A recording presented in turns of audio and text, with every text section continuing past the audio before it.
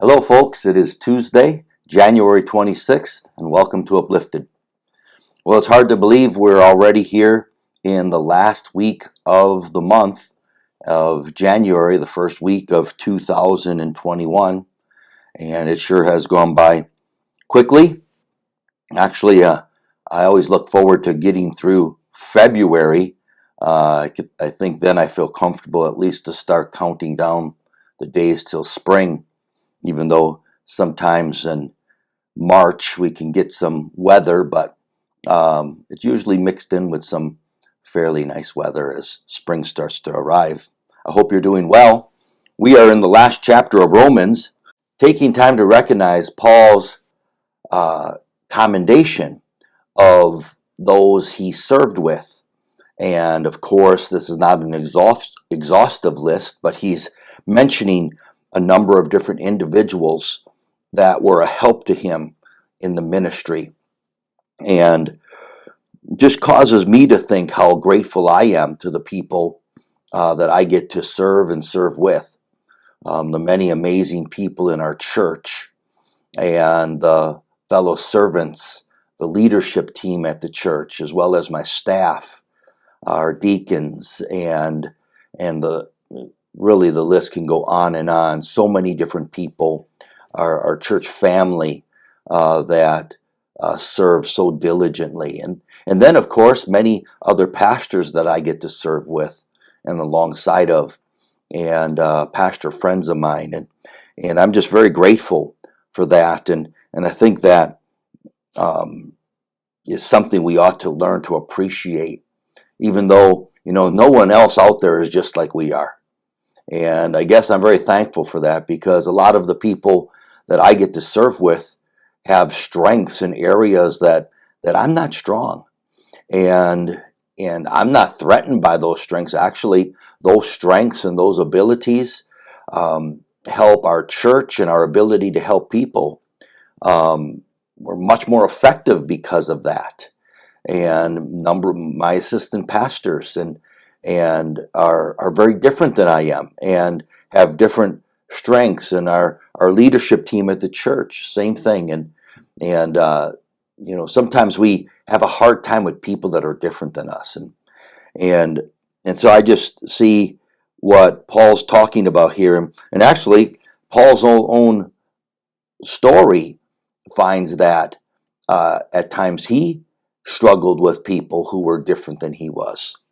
I think of, and I have a passage here in the book of Acts, and of course Paul and Barnabas were going to go and visit the brethren.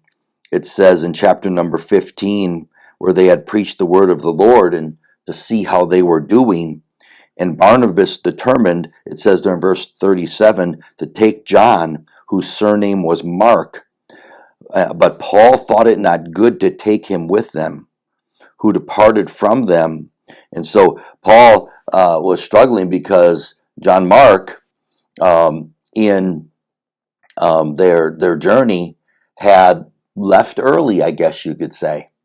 And it bothered Paul that he, in a sense, left or walked out on them. Maybe he thought he was a quitter or soft. I don't know. But it says in verse number 39, and the contention was so sharp between them. And now this contention is talking about here is Paul and Barnabas. And of course, Barnabas was a people person. Barnabas was a people builder. And Barnabas saw that there was some good, and that John Mark could be profitable for the ministry. But maybe Paul wasn't quite as patient, or Paul just got irritated with him. And, it's something that two different men at this point could look at the same person and see something very different. But Barnabas then said, well, Paul, why don't you go with Silas? And Barnabas took John Mark, and they went and ministered. The interesting thing is, later in 2 Timothy chapter number 4, Paul makes the statement to bring John Mark, for he is profitable for me for the ministry.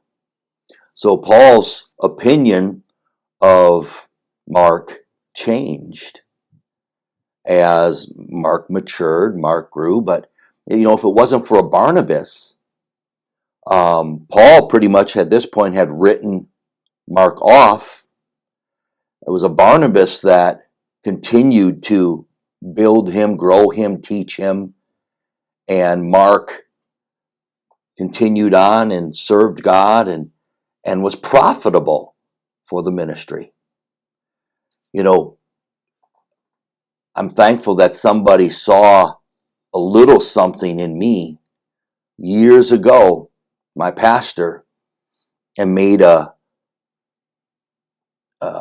investment in me.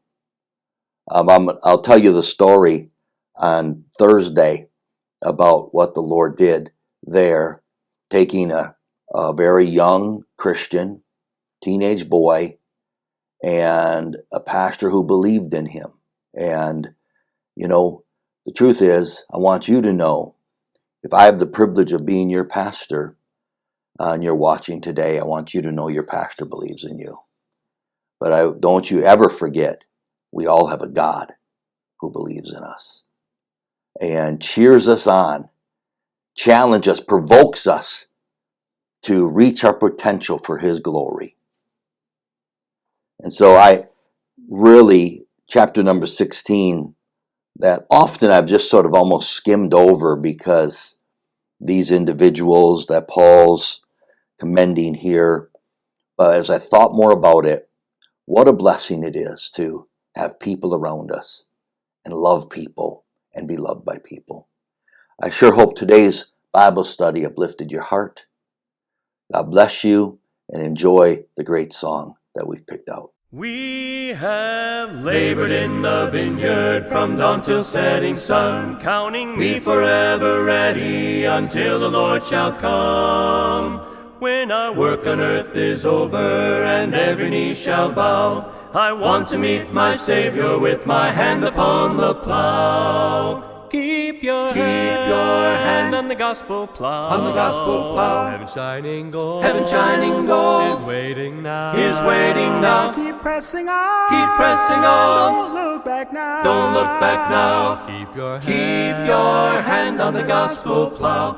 On the gospel plow.